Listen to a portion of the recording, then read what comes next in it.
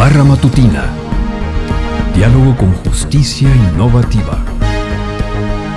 Poder Judicial del Estado de Jalisco.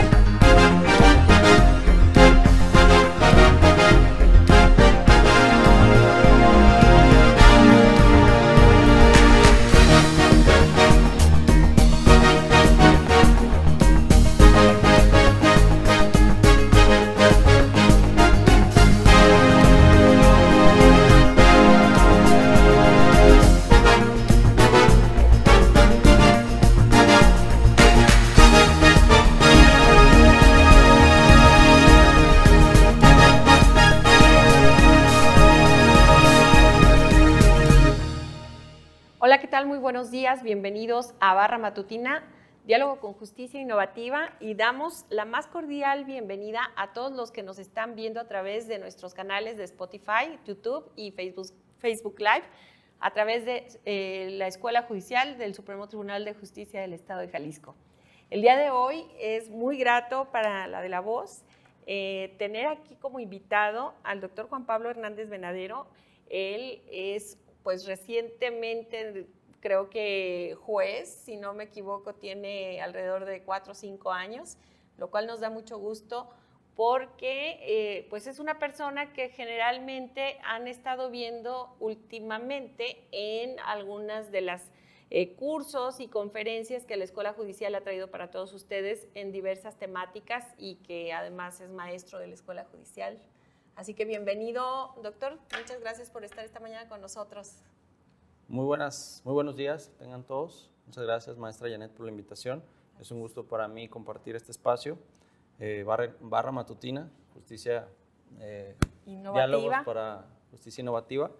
Y bueno, con un tema de interés, siempre tratando de acercar la justicia a las y los jaliscienses. Es un tema, creo yo, cotidiano, que es importante abrevar sobre los alcances que podrá tener en la vida de todas las personas, y desde luego pues muy agradecido con esta iniciativa siempre de vanguardia del Poder Judicial, del Supremo Tribunal, de tratar de, en clave de tecnología, acercar los contenidos propios de la impartición de justicia y con ello tener un bienestar a la población, ¿no?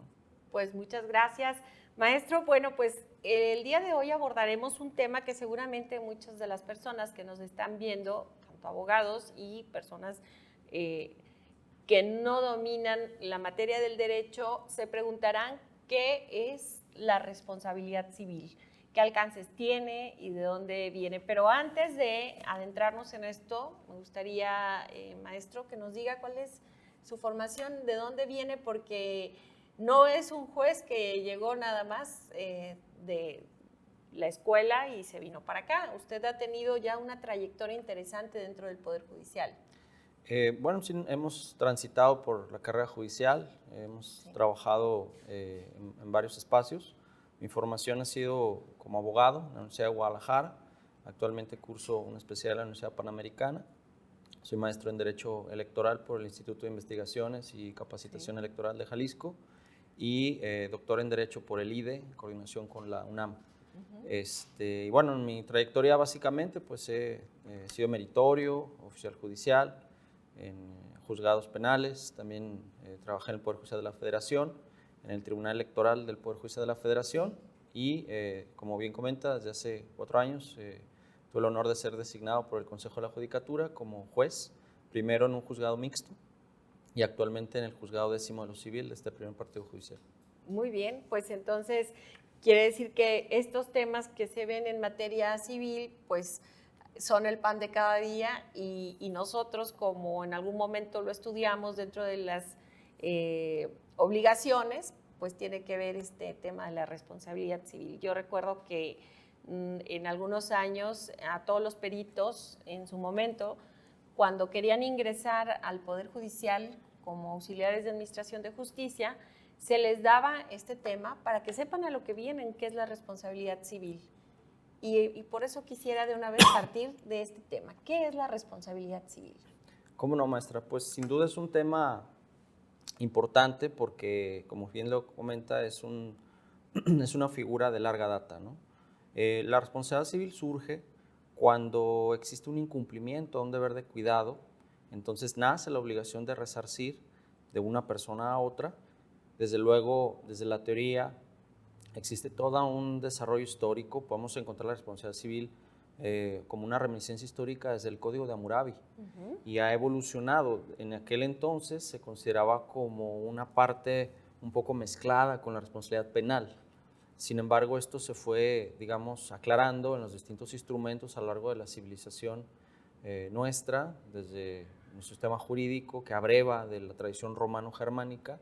Entonces lo vamos a encontrar en instrumentos tradicionalmente conocidos en la historia del derecho, como son las 12 tablas, la ley Aquilia, hasta el Código de Napoleón y los códigos civiles de nuestros días. Claro. Hablando del tema conceptual, pues tradicionalmente se entiende como una responsabilidad civil desde el punto de vista netamente gramatical. Si lo vamos desde la etimología de la palabra, es respondere, que significa ese vínculo, esa obligación como deudor frente a alguien, es decir, es un compromiso.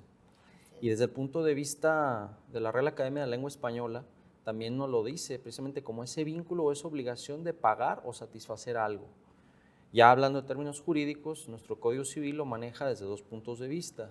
El primero, que tiene que ver con una cuestión subjetiva, que tiene que ver con la voluntad de acción, omisión, sí aclarar, no penal, en donde se establece que hay una conducta negligente, quizás con dolo, quizás con culpa, pero que sí produce un daño. Es decir, en la responsabilidad civil subjetiva, la clave es la voluntad de aquel que genera el daño. En cambio, en contrapartida, tenemos lo que es la responsabilidad civil objetiva, que no es otra que la que se genera a partir del riesgo latente de emplear instrumentos peligrosos, como un vehículo, como pienso en una planta química, o quizás instrumentos que puedan conducir energía eléctrica, o que por su peso, o grúas, o este tipo de instrumentos, que por su sola existencia y operación cotidiana vienen a generar un riesgo, ¿verdad?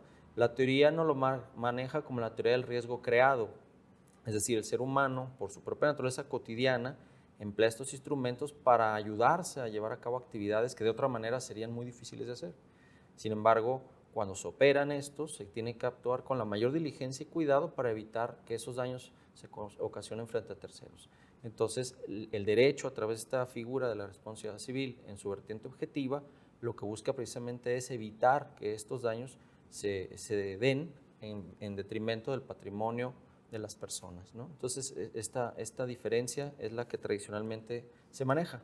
Y en cuanto a su fuente, podemos entender que la responsabilidad civil tiene una fuente que surge de la voluntad de las partes a través de los contratos. Pensemos en un contrato de prestación de servicios educativos o de salud, o también se puede generar a partir de la responsabilidad civil extracontractual, es decir, a violaciones generales o genéricos a los deberes de cuidado que pueden tener de un padre a los hijos, de un maestro a sus educandos, o de un patrón frente a sus empleados, o entre los mismos esposos, o los deberes de cuidado que deben de tener, por ejemplo, los compañeros en un aula o en una fuente de trabajo. Un deber de cuidado con adultos mayores Exactamente. También, que bueno, ahorita está de moda, claro, también en claro. materia penal. Entonces, esa es más o menos la connotación. El concepto tiene que ver precisamente con esta cotidianidad y trata de abarcar todas las situaciones que en la realidad se presentan con el ánimo de que permee en la gente esa condición de responsabilidad frente a su conducta y cómo ésta puede impactar en la esfera de los demás. Pues qué interesante, digo, la responsabilidad civil a final de cuentas es amplísima y abarca a todos los sectores, o sea, si te vas a la educación, a la salud, al ámbito pericial, los propios ingenieros, arquitectos, médicos, bueno, todo lo que tenemos nosotros como peritos, que abarcan creo que es casi 200 áreas del conocimiento distintas, entonces imagínense. Bueno, pues a partir de la reforma constitucional en materia de derechos humanos, ¿cómo se ha evolucionado esta figura de la responsabilidad civil? Bueno, la evolución ha sido impresionante, maestra. La verdad que desde el ámbito judicial lo podemos percibir de primera mano. La responsabilidad civil antes se veía como una acción judicial poco socorrida, se acudía muy poco. Y la verdad de las cosas es de que esto obedecía primero a que no había esa cultura de demandar este tipo de resarcimientos. Sí, En segundo momento o en segunda causa, yo lo puedo identificar con la dificultad que en muchas ocasiones se presenta para cumplir con las cargas probatorias de los daños y sobre todo ese vínculo causa-efecto que debe existir entre la conducta negligente, culpable, dolosa y el resultado dañoso. Y más aún, el cómo cuantificar estos daños, que en muchas ocasiones se vuelve todo un laberinto procesal y una serie de obstáculos que es saltar por parte de la ciudadanía cuando tiene necesidad de acudir a estas vías. Tan complicado que es cuantificar un daño, ¿no? Este tipo de cuestiones yo creo que necesitaría toda un curso completo para una cuantificación de daños por tantas y tantas situaciones que se puedan presentar. Bueno, a partir de este nuevo paradigma, ¿nos podría compartir algunas situaciones o casos novedosos? Hace un momento estábamos platicando algunas situaciones que se han venido presentando, pero sobre todo los tribunales, específicamente la Suprema Corte de Justicia de la Nación, han analizado la responsabilidad civil de una manera distinta y sobre todo los alcances, ¿no? Claro. Sí, pues como comentábamos en la cuestión de la reforma constitucional de 6 y 10 de junio de 2011, que vino a generar todo un nuevo paradigma de interpretación del derecho, poniendo a la persona en el centro precisamente de estas lecturas de la ley con el ánimo de lograr la materialización de los objetivos de la reforma. Entonces, pues si partimos de que el objetivo central era darle un nuevo impulso a la dignidad humana como elemento articulador de todo el sistema de normas en México, pues entonces figuras como esta y muchas más tienen que verse con otros ojos, ¿no? Entonces, el Tribunal Constitucional de México, la Suprema Corte, ha tenido que enfrentar, a partir de esta reforma en 2011, ya más de 10 años, una serie de casos en donde ha tenido que reinterpretar los alcances de la responsabilidad civil para abarcar una tutela judicial efectiva a fin de que estos derechos que estaban un poquito como restringidos o limitados por la técnica procesal de los juicios civiles se pudieran flexibilizar. ¿Y cómo se da esta flexibilización? Pues a través de distintos cadenas argumentativas en donde la Corte, partiendo sí de lecturas de la Constitución, pero a través de los instrumentos internacionales a las distintas vertientes, ha logrado llegar a resultados interpretativos que lo que hacen es tratar de darle un contenido eficaz y eficiente a estos derechos. Algunos de los precedentes más importantes, no los únicos, que se han venido gestando a partir de esta fecha, ya poco más de 10 años, los podemos identificar a partir de, digamos, 3 puntos torales. Primero, la cuestión del derecho al honor. Segundo, los daños estéticos. Y 3, muy importante, el daño a los sentimientos. Ay, qué interesante, ¿verdad? Temas sí, claro, de interés pues muy importantes, pero también muy abstractos. Claro, a ¿sí? ver, y podríamos adentrarnos un poco en estos temas. Porque, claro que sí. Claro, cómo vas a generar este tipo de información y cómo vas a demostrar esto. ¿Cómo demostrarlo? ¿Cómo demostrar? Por ejemplo, en el caso particular del fenómeno del acoso escolar, que en su anglicismo se conoce como bullying. Que no es más que esta condición de lesión a la dignidad entre las niñas, niños y adolescentes en el marco de un contexto educativo. La Corte enfrentó un caso bien interesante de un niño que en el marco de su actividad escolar sufría precisamente este acoso o este vilipendio, daño a través de comentarios vejatorios que tienen que ver con sus cualidades físicas o intelectuales por parte de su profesora en el marco de las sesiones académicas.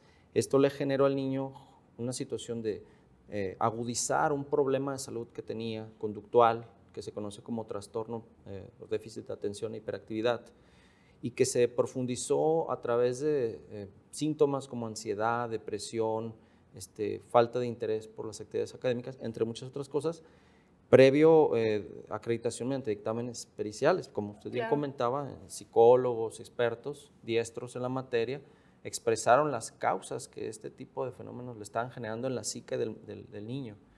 Después de recurrir a las instancias, el asunto termina en la Corte, el amparo directo 35, diagonal 2014, y el el Pleno de la primera sala de la Suprema Corte de Justicia de la Nación hace una interpretación muy interesante sobre la fuente de la responsabilidad civil, tratándose de instituciones educativas que operan al amparo de una licencia que otorga el Estado para delegar la prestación de estos servicios sociales en particulares. Entonces, estas instituciones educativas tienen deberes, sí contractuales, pero también extracontractuales. Claro. Precisamente como son garantes de la salvaguarda de los intereses de los menores en el tiempo en que están a su cargo, pues tienen un deber reforzado frente a estos, sí en cuanto a su formación educativa, pero también en cuanto a su integridad física y emocional. De suerte que cuando el que propende estas agresiones psicológicas es precisamente uno de los agentes de la institución educativa, pues sin duda eso genera que sea fuente de responsabilidad civil. Claro, eso no releva, en este caso del justiciable, la mamá, que fue la representante de este niño, claro, de acreditar pues, la existencia del contrato, que pues, eso se podría acreditar con documentales y testimoniales, desde luego también la conducta, que deriva también de una carga probatoria, digamos, ordinaria, y finalmente, que ese es el punto toral de este caso, la flexibilización del requisito del nexo causal, que dicho de manera llana es que el daño psicológico que se detectó en el niño fue a causa inmediata y directa del actuar negligente de la profesora y omisivo de parte de la institución educativa de detectar a tiempo y prevenir que este daño no fuera más. La Corte determinó una indemnización pecuniaria importante, entiendo fueron como 500,000 pesos, un poquito más, poquito menos, que bueno, lo que siente es un precedente, lo que se busca es generar estas condiciones. Y ojo para las instituciones escolares, y obviamente va para todo, ¿no? No solamente para la institución, para los maestros, para los alumnos, para quienes están también en este ámbito educativo, que creo que es un dato muy interesante sobre este precedente que ya existe en la Corte y que qué bueno que se dio, sobre todo porque ha estado recrudeciendo bastante y es el pan de cada día lo que podemos escuchar. No hace mucho el caso de Lagos de Moreno, en donde derivó en un asunto todavía mucho más triste, ¿no? Y grave. Entonces, bueno, ¿hasta dónde los maestros somos responsables de lo que sucede y cómo deriva en el que en el momento que depositamos a nuestros hijos en una institución escolar, esa responsabilidad que ellos adquieren, pues es también muy grande, ¿no? Y que tienen que estar pues en muchísimas cosas. Sí, sobre todo que maximicen su compromiso con su vocación, adquiriendo más habilidades, destrezas y conocimientos para atender situaciones problemáticas que se dan en el día a día en las aulas, ¿no? Y que una es este tipo de capacitación. Exactamente. Que sepan cuál es el alcance también en una institución educativa y qué responsabilidad civil pueden tener, entre otras. Ahora vamos con el tema estético, que también es una cuestión que se ha venido derivando. Yo creo que muchas de las personas que no estamos contentas con alguna situación personal en cuanto a estética, los que tienen no quieren, los que quieren no tienen y demás, ¿no? Entonces, no, es una cuestión también de un vacío interior, seguramente que alguna gente no se siente contenta con lo que tiene y acuden a veces con el primero que se encuentran o con el que les recomendaron. ¿Y qué pasa en estos casos? Sí, desde luego es un tema muy amplio, trataré de ser breve. Bueno, el tema que nos acompaña tiene que ver con una vertiente de la responsabilidad civil que tiene que ver con el daño moral. El daño moral es una violación abstracta a valores subjetivos de la persona, a los derechos de la personalidad, en este caso a la integridad física. Sí es muy importante comentar que la Suprema Corte, en el amparo directo en revisión 3164 del 2019, ya se pronunció sobre un aspecto de muchos que pudiéramos tocar sobre el tema de la responsabilidad civil en su vertiente de daño moral por temas estéticos. ¿Qué se sostuvo en este precedente? Bueno, básicamente que el derecho a la salud que consagra el artículo 4 tiene una dimensión expansiva porque abarca tanto al Estado como a los particulares y particularmente con los prestadores de servicios de salud. Ahora bien, bajo la teoría de la Lex Artis, que básicamente es que no se le puede exigir al profesional de la salud que garantice en todos y cada uno de los casos la prevalencia de este valor supremo de la vida, que es la salud, porque sería ponerlos en una situación de imposibilidad material. La verdad es de que su actividad se está sujeta a coyunturas fácticas y a circunstancias imprevisibles que no siempre les permiten garantizar un resultado de su servicio. No obstante, sí el estándar de exigencia de este tipo de servicios demanda que el profesional de la salud se ajuste a la normatividad y a las prácticas tradicionales de su arte, profesión o oficio, a la lex artis. Y esto nos establece que, por ejemplo, uno de los elementos que en este caso concreto de este amparo que comentamos parece ser que no se satisfizo de manera adecuada es tanto el que se haya requisitado debidamente el expediente clínico de la paciente, claro, particularmente en un tema que fue el que detonó las consecuencias negativas en la salud de esta paciente. Explico brevemente los hechos del caso. Una persona que se dedicaba al modelaje requería ciertos ajustes estéticos para cumplir con los estándares de belleza que reclamaban su trabajo. Acude con un profesional, conciertan los elementos de honorarios, detalles clínicos y tal, pero parece ser que hubo un problema, una omisión en el llenado de este expediente porque no se percataron que la persona tenía reacciones negativas a ciertas sustancias ante anestesia. Esto provocó que al momento en que ya estaban en el procedimiento quirúrgico, haciendo las liposucciones, los implantes mamarios y tal, parece que la persona entró en una crisis de temperatura y en reacciones negativas derivadas precisamente de la administración inadecuada, claro, de esta anestesia. Y la causa de la causa, dice un dicho, el que es causa de la causa es causa del mal causado, al no haberse percatado con precisión de que esta persona tenía reacciones negativas a ciertas anestesias, pues detonó que ya no se pudiera llevar a buen término la cirugía estética, y esto generó a su vez daños colaterales, porque por el poco tiempo no se logró hacer los implantes mamarios de manera adecuada, uno de un tamaño, otro de otro, de manera que quedaron de manera asimétrica. Esto provocó un daño a los sentimientos, a la autoimagen y a una serie de sentimientos de la persona, y además afectaciones directas a su trabajo, claro, por estos estándares de belleza, a la autoestima, claro, exactamente. Por esta razón es de que se determinó por parte de la Corte en este amparo que se regresara el asunto para que el colegiado lo examinara desde esta óptica de que no se llenó bien este expediente y que esto pudo haber provocado una conducta culposa por parte del profesional de la salud, y que además el hecho, que ese es otro tema muy interesante de este mismo asunto, que se haya requisitado el consentimiento informado, no lo releva al profesional de la salud de haber cumplido precisamente con todas estas buenas prácticas de su profesión para relevarle la responsabilidad civil que en este caso pues muy probablemente existió para efecto de condenarle a una indemnización. Muy bien, bueno, pues ahí sí que me imagino que de estos asuntos deben estar lloviendo todos los días, ¿no? Y hay una más que es justo el de los sentimientos, que ahorita acaba de abordar esto, que pues de alguna manera afecta a la autoestima. No sé si hay alguna otra ejemplo que podamos poner en este sentido. Sí, claro que sí. Pues están muchos precedentes, muchos. Pero vamos, unos pero que quiero ver, perdón, que quiero que la gente vea toda la gama de posibilidades que hay, ¿no? O sea, hasta dónde podemos acudir a un tema de responsabilidad civil. Sí, como bien dices, maestra, pues ahora sí que el ámbito es muy amplio, sí, pero brevemente comento un par en donde se afectaron sentimientos. El famoso caso del Mayan Palace, que es el amparo directo 30 y 31 de 2013, muy mediático. Claro. Fue un asunto en donde una familia alquila un espacio turístico en un hotel importante, si no recuerdo fue en Acapulco, si no mal no recuerdo, un complejo turístico en donde lamentablemente, y digo lamentablemente por el resultado, sí, claro, existía un lago artificial que tenía en algún punto una bomba eléctrica que dotaba de servicio, y no le dieron el mantenimiento adecuado. Esta familia pues tiene un hijo, su único hijo, sí, qué bárbaro, y con otros amigos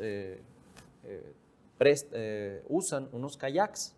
Entonces se dan a la tarea de divertirse en este espacio, y lamentablemente el chico cae al agua y derivado del hecho de que pues, estaba electrificado, empieza a tener una serie de daños, descargas eléctricas en su cuerpo que a la postre le generan la muerte. Después de las instancias, los padres demandan obviamente la responsabilidad del hotel, ganan en las instancias, sin embargo obtienen sentencias de una cuantía, pues a su juicio, baja, porque no solo se generó un daño a ellos en cuanto a pues, los sentimientos de perder a su único hijo, sino además al proyecto de vida. Estamos hablando de un muchacho que tenía 22, 23 años, que está estudiando en una universidad privada, que tenía pues un estatus importante, claro, que debía pensar de que tendría una vida plena, exitosa. Y bueno, el asunto termina en la corte, en donde se analiza un aspecto muy importante. A ver, creo que al final de cuentas, en este caso, nadie puede cuestionar que había una responsabilidad civil porque había un contrato, claro, un contrato de hotelería. Pero también es cierto que este tipo de contratos tienen límites. Por ejemplo, en este caso, lo primero que se derrotó en este precedente es el uso de las instalaciones. Estamos aquí en Ciudad Creativa Digital, un espacio increíble, impresionante, en donde hay precisamente lo que se busca es eso, ¿no? Reinventar el conocimiento, generar, detonarlo. Ahí precisamente lo que se vio es que pues, si tú usas las instalaciones y te generas algún daño, corre por tu cuenta, o sea, estás liberando a la empresa de este mal uso, por decirlo así. Pero sin embargo, pues eso aplica para cuestiones ordinarias, porque lo ordinario es que se le hubiera dado el mantenimiento a la bomba por si te caías al agua, por no saber nadar, claro, y tú sabías que usabas ese kayak, aún sabiendo que no sabes nadar, pues el riesgo probablemente sea tuyo. Sí. Aún así, el hotel tendría que tener ahí un salvavidas o algo, sí, o sea, todos los deberes de cuidado suficientes para que se le relevara de responsabilidad. En este caso no aconteció así porque hubo una serie de conductas que probablemente quizás no permitieron que se le atendiera de mejor manera al joven y de esa manera tratar de salvarle la vida. Al final, la Corte lo que examina fueron 3 temas torales. Primero, la figura de los daños punitivos. ¿Qué son los daños punitivos? Es una modalidad de la violación a los derechos morales que lo que busca es sancionar la responsabilidad corporativa ante conductas claramente omisivas y graves, con el objeto de imponer indemnizaciones altas o muy altas y con esto disuadir a otras empresas de la misma rama a que tomen las medidas necesarias para que esas conductas no pasen. En el derecho comparado ya tenemos muchos ejemplos. Por decir alguno, en Estados Unidos, la Corte Suprema de aquel lugar, en un caso que se conoce como Liebig versus McDonald's, condenó a esta corporación porque en los... El tema del café. El tema del café, exactamente. Porque en la tapa no venía ningún leyenda o algo que el contenido tenía un líquido caliente que pudiera quemar al consumidor. Eso generó una indemnización alta, precisamente con el ánimo de que esa y otras cadenas que ofrecen el servicio pues cambiaran sus políticas corporativas para incluir ese tipo de leyendas y advertir al consumidor de los riesgos que generan esos consumos. En este caso, el Mayan Palace, la primera sala de la Corte, a través de una sentencia polémica, determinó precisamente que la indemnización correspondiente no era la que se habían condenado a las instancias previas, sino una condena muy alta. Estamos hablando de 30 millones de pesos. ¡Qué barbaridad! Obviamente, considerando aspectos que tienen que ver con el costo de la educación, con los tratamientos psicológicos que necesitan los padres para sobrellevar la pérdida, sí, pero también aspectos que tienen que ver con la capacidad económica del consorcio hotelero que prestó los servicios a esta familia. Entonces, este tema de cuál sería la justa indemnización, tendrían que tomarse un montón de elementos, ¿no?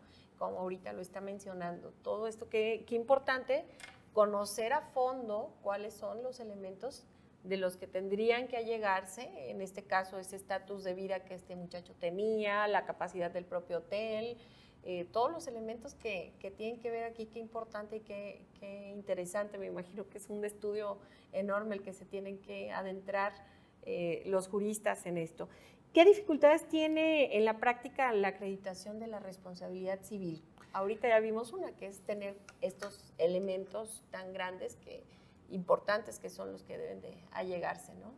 Sin duda, la responsabilidad civil como figura, como mencionaba al inicio, tiene la problemática esencial en el esquema tradicional previo a la reforma constitucional que platicábamos, del nexo causal. Es decir, que el daño haya sido consecuencia directa e inmediata, en este caso de la conducta que se estima irresponsable, podemos decirlo así, o que genera precisamente o detona este daño. Y bueno, hemos tenido dificultades de mucha índole, por decir alguna. En muchas ocasiones existen pruebas directas de que se prestó el servicio, pero no existen pruebas contundentes o concluyentes de que esa conducta haya generado el daño por, digamos, por una cuestión inexcusable de la víctima misma. O sea, los casos tradicionales que antes se veían en los tribunales, por ejemplo, con los animales, de que alguien pues tenía por ejemplo, un perro que tenía por sus características esa fiereza o esa agresividad y se le olvidó atarlo o tener las providencias para que no saliera a la calle. Y por ahí pues muchos casos dramáticos que perros, estos bulldogs o pitbull, etcétera, que han agredido y matado a niños, a niñas, niños. Entonces, en estos casos pues pareciera que está más que clara, ¿no? Ese nexo, ¿no? Pues, si lo hubieras atado, no hubiera asesinado. Sin embargo, pues la cuestión ya en un juicio no basta, digamos, el solo señalamiento.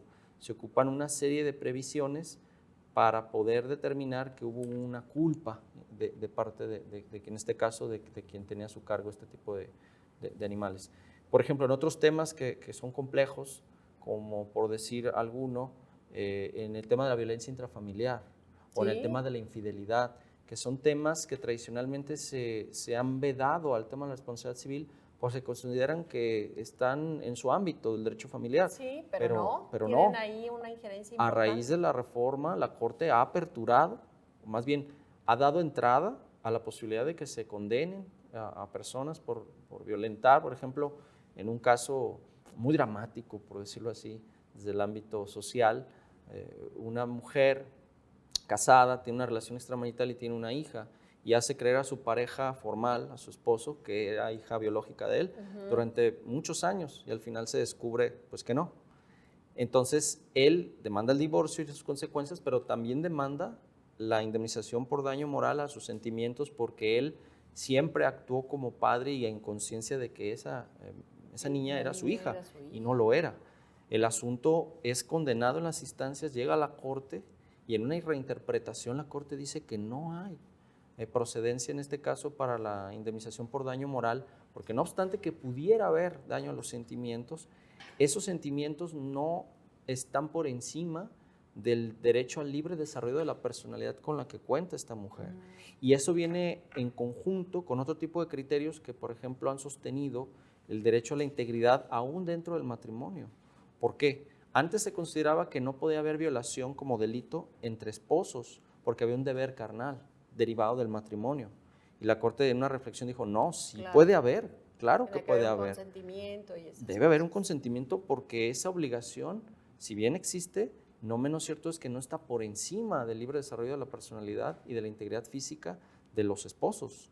Entonces, en conjunción con esto, en este caso dijo, el hecho de que exista una relación extramarital y un hijo, digamos, que se haya concebido con una persona diversa al esposo, no es fuente de responsabilidad civil, porque sería tanto como poner esa obligación por encima del libre desarrollo de la personalidad, que está muy asociado con la autonomía reproductiva, la libertad sexual y sobre todo con la dignidad humana y la posibilidad de elegir tu proyecto de vida y con quién compartirla y por cuánto tiempo compartirla.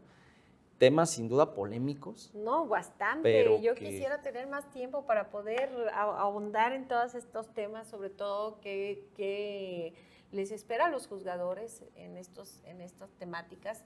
Pero pues yo creo que ya va a ser ahora sí que motivo para volverlo a invitar aquí con nosotros. Encantado. Y me da mucho gusto volverlo a tener aquí para compartir estos y otros temas que yo sé que perfectamente domina. Por lo pronto no nos resta más que agradecerle al doctor Juan Pablo Hernández Venadero y a nombre del doctor Daniel Espinosa Licón, agradecerle la presencia esta mañana aquí con nosotros. Muchas gracias, maestro. Y a todos ustedes, gracias por estar sintonizándonos como cada mañana. Hasta pronto.